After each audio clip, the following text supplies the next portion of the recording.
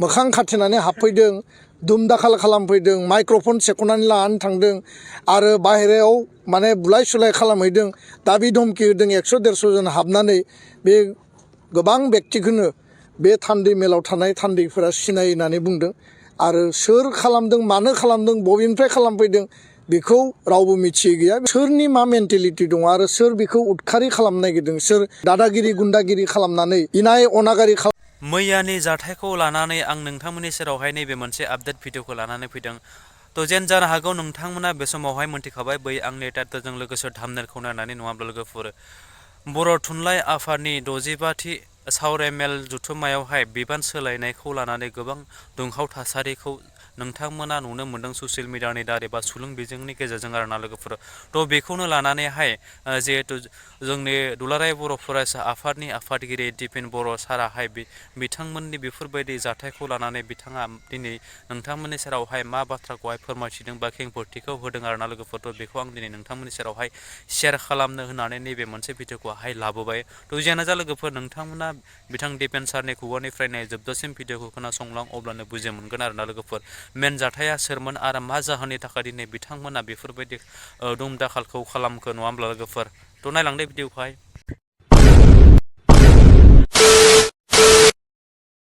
बर' थुनलाइ आफादनि जि जारिमिनारि 65थि बिजनि थेंफाख्रिनि जि जथुम्मा दिनै 3थि सान बा जोबथा साननि हाबाफारि खिन्थु मैया मोनाबिलियाव प्राय हरनि 1टा बाजियाव जि जोबथा थान्दै मेल दङमोन बे जथुम्मानि आरो गोजाम आफादखौ सिमफायनानै गोदान आफाद दानाय जि बेयाव हाबाफारि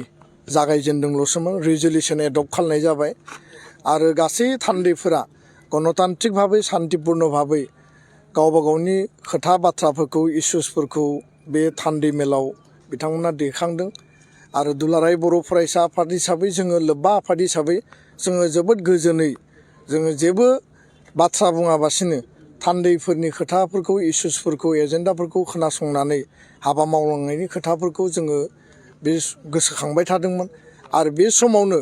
जेला गोजाम आफादखौ सिमफायनानै गोदान आफाद दानायनि हाबाफारिया जागायो आरो बिबान सायख'लायनायनि हाबाफारियाबो प्राय मोनसे पर्यायाव जोबहां थासारिसिम सहैबायमोन नाथाय बे समावनो अन्याय भाबै आरो मोनसे हिंसानि परिबेस परिस्थिति लानानै गोबां बेबायदि जायफोरनि गोदोनायाव कुनु डेलिगेट बेस गैया कुनु अबजार्भार्सनि बेस गैया कुनु आरसिनि बेस गैया जर जुलुमै माने बोलो बाहायनानै बे डेलिगेट हाउसखौ घेराव खालामनानै दाइसआव थानाय जेराव बर' थुनलाइ आफादनि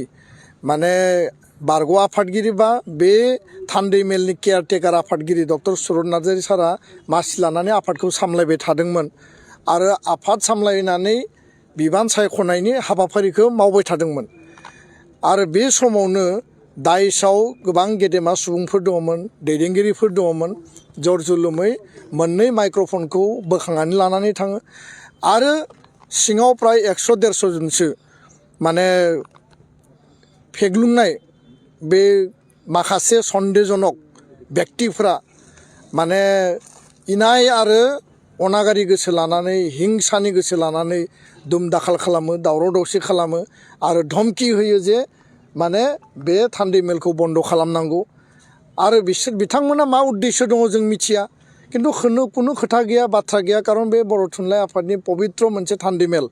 आरो बे पबित्र थान्दै मेलाव गासै जिल्ला आफादफोरा साफा साफायै CEC मेम्बार दैथायहरदों आरो जायफोरखौ CEC दैथायहरदों बिथांमोनखौनो जिल्ला आफादफ्रा सायख'दों बासिदों लोब्बा आफादफ्राथ' कुनु बेयाव रल आरो रेसपन्सिबिलिटिखौनो लायाखै साहित्य सभानि जिल्ला आफादफ्रानो गावबा गाव सायख'नायनि हाबाफारिखौ मावबाय थादों आरो गणतान्त्रिक भाबै शान्तिपुर्ण भाबै जुक्तिखौ होलायनानै हाबाफारिया आवगायगासिनो दंमोन दा बेखायनो सोरनि मा मेन्टेलिटि दङ आरो सोर बेखौ उदखारि खालामनो नागिरदों सोर इनाय अनागारि खालामनो नागिरदों दुम दाखाल खालामनो नागिरदों दादागिरि गुन्दागिरि खालामनानै बर' थुनलाइ आफाद बायदि मोनसे पबित्र अनुस्थान माहारिनि गोथार आफाद जातीय आफाद 65 बोसोर आगान सुरनानै दिनै 80 सिदुलाव जोंनि रावखौ जि दुम दाखाल खालामबाय बे थारैनो दुखुनांथाव लाजिथाव आरो बे जाथायखौ जों गोख्रों रावजों दुलाराय बर' फरायसा आफादा जोङो बर' माहारिनि जानानै सोंखारि आरो बेबायदि जाथाया बर' हारिखौ लाजि फोनाङो बर' थुनलाइ आफादखौ लाजि फोनाङो आरो बिनि गेजेरजों जोंनि थुनलाइनि जोंनि आफादनि बर' थुनलाइ आफादनि बर' माहारिनि जि मान मर्यादाया गुबुननि नोजोराव बा मुलुगनां थासारियाव गुबुननि थासारियाव जोङो लाजिथावना मोनसे मोखां देखायनो हायो मोनसे थासारिखौ लाबोयो आरो बेयाव रावबो थुनलाइ आफादनि सोद्रोमा बेक्तिया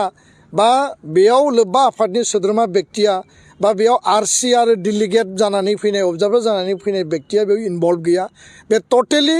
बाहेरनिफ्राय डिजाइन खालामनानै फैनाय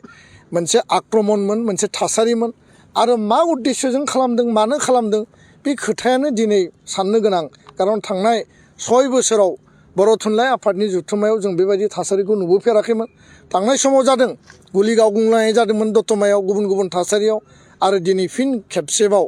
बेबायदि हिंसानि थासारिखौ लाबोफिननो नागिरनाया जोबोद दुखुनांथाव आरो बेयो माने जों गोख्रों रावजों सोंखारियो जोङो बर' थुनलाइ आफादखौ खौसेयै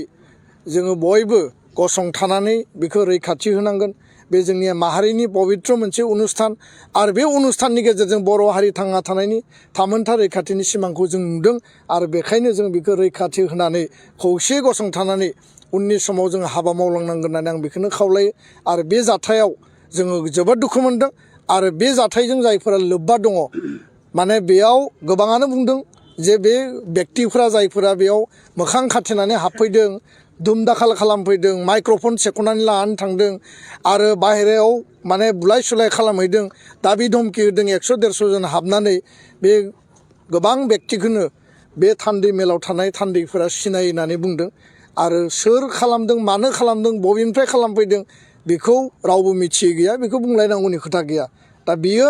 माहारिनि थाखाय मोनसे लाजिथाव थासारि जाबाय आरो बे थासारिफोरखौ हारिया माने जोङो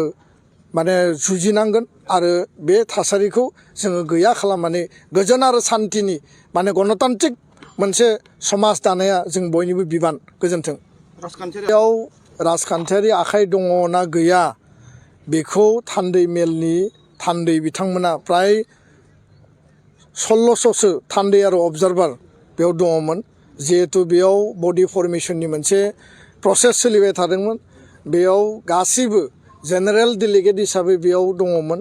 आरो बयबो नुदों बेयाव जे मानो खालामफैखो सोर खालामखो बबेनिफ्राय फैखो आरो घटना जाखांनानै दोलो दोलो बहा थांखो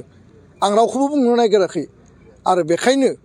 बेबायदि परिबेस परिस्थितिया थुनलाइ आफादनि जथुम्माखौ माने दखल खालामनाय आक्रमण खालामनाय दुम दाखाल खालामनाय हिंसानि परिबेस लाबोनाया माने मा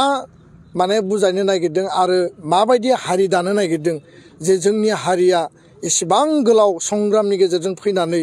जोंनि आफादफोरा इसेबां स्ट्रागलनि गेजेरजों फैनानै दिनैबो जों बेखौसो सोलोंदों बेखौसो दिन्थिदों आरो बिनि गेजेरजोंसो थुनलाइ आफादखौ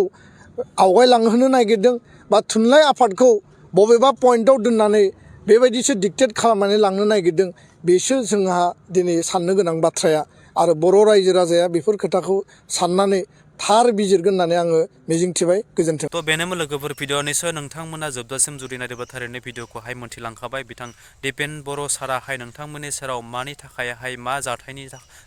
थाखाय बिथांमोना दिनै दुम दाखाल खालामदोंमोन आरो मानि थाखाय जानायमोन बिथाङा दिनै नोंथांमोननि सेरावहाय गुवारै खेंफोरथिखौ होलांबाय थ' बेनि गेजेराव आं आरो बांद्राय बाथ्राखौ बुंनानै जेन भिडिअ'खौ फोलावबावगोन होननानै सानाखै आंनिख्रुइबो बांसिन मेलेमजिबि सुबुंफोरा नोंथांमोनानो दंखायो नङा होमब्ला लोगोफोर थ' जियानो जा लोगोफोर जोबथारनायाव नोंथांमोननि सेराव बे मोनसे भिडिअ'खौ आं लाबोनायाव आंनि माबाफोर गेना गोरोन्थि जादोंब्ला आं बयनिबो सेराव निमाहा बिबाय आरो बेजोंनो फिन खेबसे नोंथांमोननि सेराव जोबजासिम